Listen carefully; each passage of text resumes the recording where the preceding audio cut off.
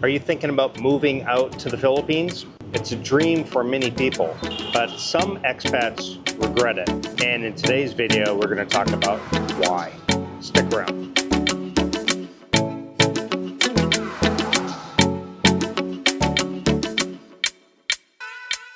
You know, the Philippines does offer beautiful scenery, inexpensive, friendly people, but it isn't perfect for everyone, that's for sure.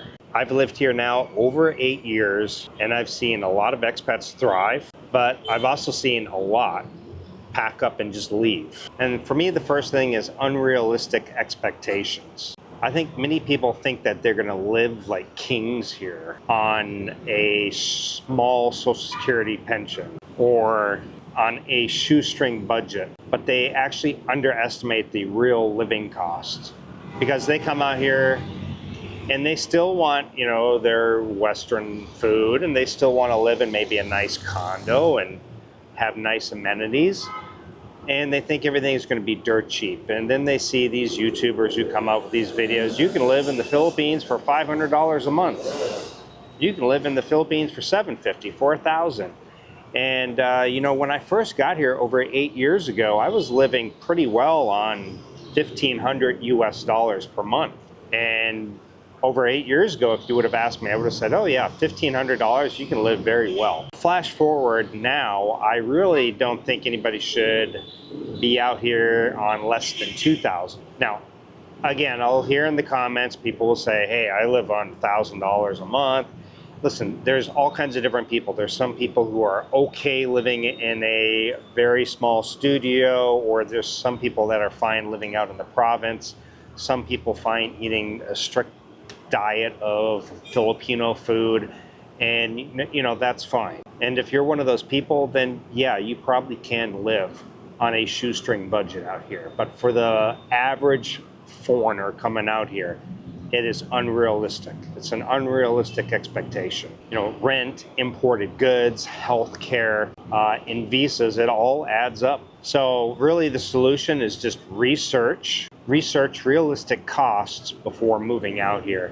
You know, what I like to do is you can kind of emanate your favorite vlogger, your favorite vlogger's lifestyle. For example, if you see a vlogger who lives in an area that you like, and he lives kind of a lifestyle that you like, you see him going out to eat and doing travel, and he lives in a nice condo, and that's kind of how you want to live, and he does a budget video, and you say, okay, I can afford that, then usually that's probably going to be okay. Hey guys, remember, if you are moving or traveling out here, check out my Geo Travel Essentials. That's all the things I highly recommend for living or traveling out here to the Philippines. Head over to my website, geointhephilippines.com. Click on Geo Travel Essentials, and you'll see all the things that I really recommend for living or traveling out here, including things like my security bag and my security wallet, and quick dry clothes and cooling hats, all that stuff, electrical currency converters, all that stuff, and definitely things that I wish I would have known before I had traveled or moved out to the Philippines, or anywhere really in the world, or Southeast Asia for that matter. Simply go to my website, geointhephilippines.com, click on Geo Travel Essentials. Back to the video. Number 2 for me would be culture shock and adjusting to Filipino lifestyle. You know, the pace of life here is definitely slower. It's a laid-back attitude, and that can frustrate a lot of Westerners. Let me tell you, I've had my share of frustrations. Everything from having my cable set up here to, for example, I want a TV mounted on my wall. Well, you know, I went down to the front desk and they said, oh, we'll have that done. Yeah, I'll send them up there today. Well, today never happened. The next day never happened. And I'm still working on trying to get them up here. So sometimes here you just have to kind of roll with it and not get frustrated. People are not in a hurry to get things done here. And you got to kind of have that attitude that you can't run around doing a whole bunch of errands in one day. It's going to frustrate the heck out of you. Stick to one major thing per day. One thing, like I'm going to go grocery shopping. The next day, I'm going to go take care of the electric, the internet, the water, or something. I don't know. Just stick to something once per day. Don't get frustrated over the slower pace. And yeah, and also there's bureaucracy, paperwork, government offices, and banking. It all takes time, and nothing is quick here. Do not expect like you can walk into a bank in the West and you can walk out within an hour already opened a bank account. You've already got your ATM card. Everything's all done. Well, here, guess what? You probably get your ATM card 3 weeks from now. You have to come back multiple times. I had to come back to the bank like 3 times in one day before I had it all set up. Oh, you need this. Oh, you need that. Oh, come back when the manager's here. She needs to sign it first. It's just, you have to kind of get used to the bureaucracy of things. Social norms, difference in personal space. I mean, if you get on the public transportation here, you are packed in like sardines. And people don't mind being shoulder to shoulder, leg to leg. And for me, I don't like it. I don't like being right up next to somebody, pressed right up against somebody. For here, it's not a big deal to be like right on top of a total stranger. It's just like nothing. Indirect communication in a very family-oriented culture, which can be really frustrating because you're like, why do you need your family so close? Why do you have to involve your family in everything? Why does your family really have to be part of our life? Why do I need to take care of your sister going off to college? I mean, these are things that just frustrate the heck out of us, but for them, completely normal. Solution, well, you're going to have patience, cultural understanding, and adaptability, really. And the third would be infrastructure and convenience issues. I find usually it's a combination of all these things, but sometimes one thing weighs more than another. For example, internet and power outages. Some areas have slow, unreliable connections. For me, that's one of the reasons why I chose a condo. I was simply tired of water outages, internet outages, power outages. Here, I got a generator. Power goes out, boom, generator comes on a minute later. Everything's powered, even the aircon, the router, everything stays on. And for me, that's a huge deal. Traffic and transportation, Manila, Cebu, even Dumaguete now is just horrendous with traffic. And they have terrible congestion. And you go to some cities like Dumaguete, it doesn't have a single stoplight. And then you go to a small city like Bayawan, 2 hours away in Negros, and it's a small, sleepy little town, and they got stoplights. And you wonder, what the heck is going on? Why can't they put stoplights in Dumaguete? So again, patience, patience, patience. So relationship and social challenges, and a lot of this affects a lot of guys coming out here. Romantic relationships, a lot of expats rush into dating without really understanding Filipino culture. Guilty as charged. Friendship, loneliness affects a lot of people. My first couple of weeks here in Bacolod, I was quite lonely. Then I started to have more expats reach out. Hey, I watched your channel. Hey, you want to meet for lunch? Then I found out about expat meetings, and I've made some other friends. So yeah, and now I'm happy. But at first, yeah, I felt quite lonely. Isolation.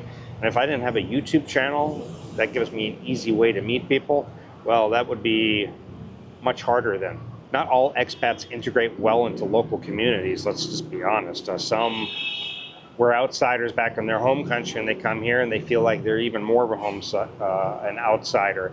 And a lot of them just sit at home, play video games, go to the bars, watch Netflix, and they don't really have much of a social life, and they get depressed and they pack things up and they call it quits. So it's a realistic thing for sure. And I think that's actually why a lot of people end up moving to these heavy expat areas.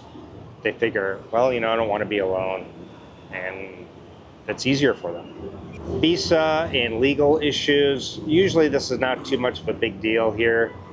Visa requirements, some don't really research visa renewals, restrictions, changes, the retirement visas, how long you can stay on a tourist visa.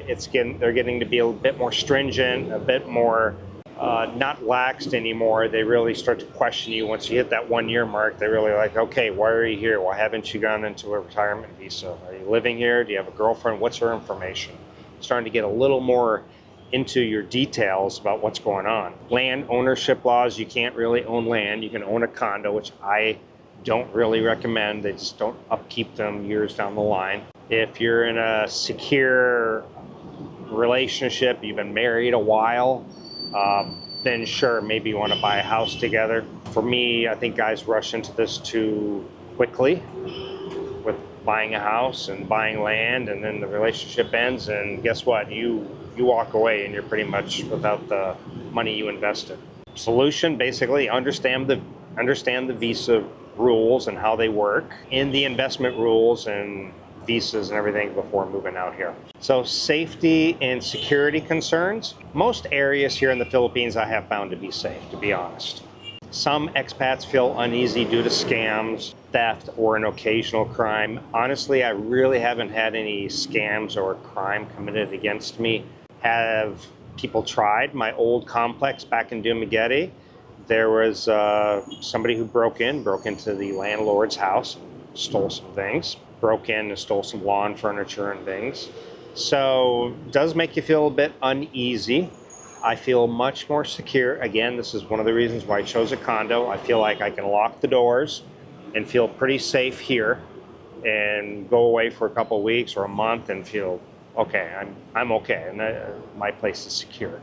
You know, there's common rental scams about putting huge amounts down, first month and last month, plus 2 months deposit. Don't ever do anything like that.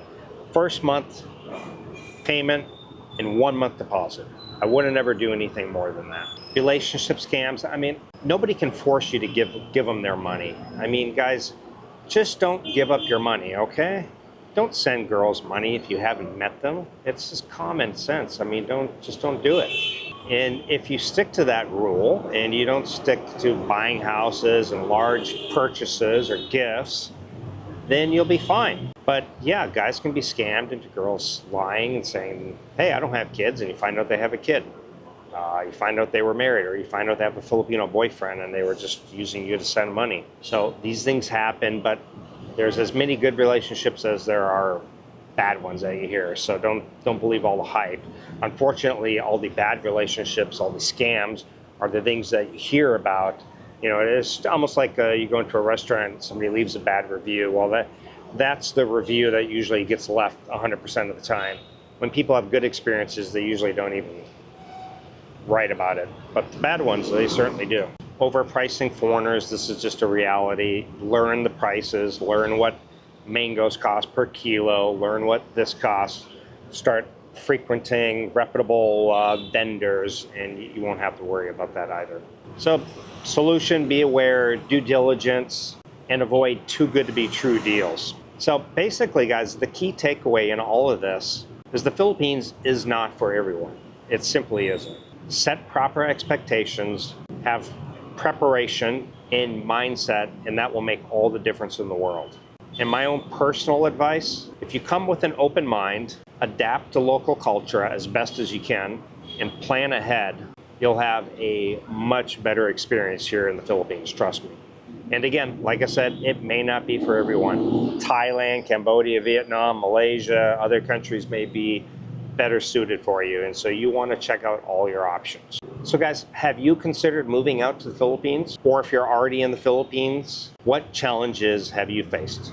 Let me know down in the comments. I would love to hear and see what everyone thinks. Do they like it? Do they not like it? Are you moving out here? Are you second guessing it? Let me know down in the comments. And guys, I really appreciate, as always, if everybody gives me a thumbs up, share the video if you found it useful, subscribe if you haven't already subscribed, that way, and hit the bell notification, that way you're notified every time I release a new video. And let me know again if you found this video helpful, and I really appreciate everybody watching, and I'll see everyone in the next video. Ciao.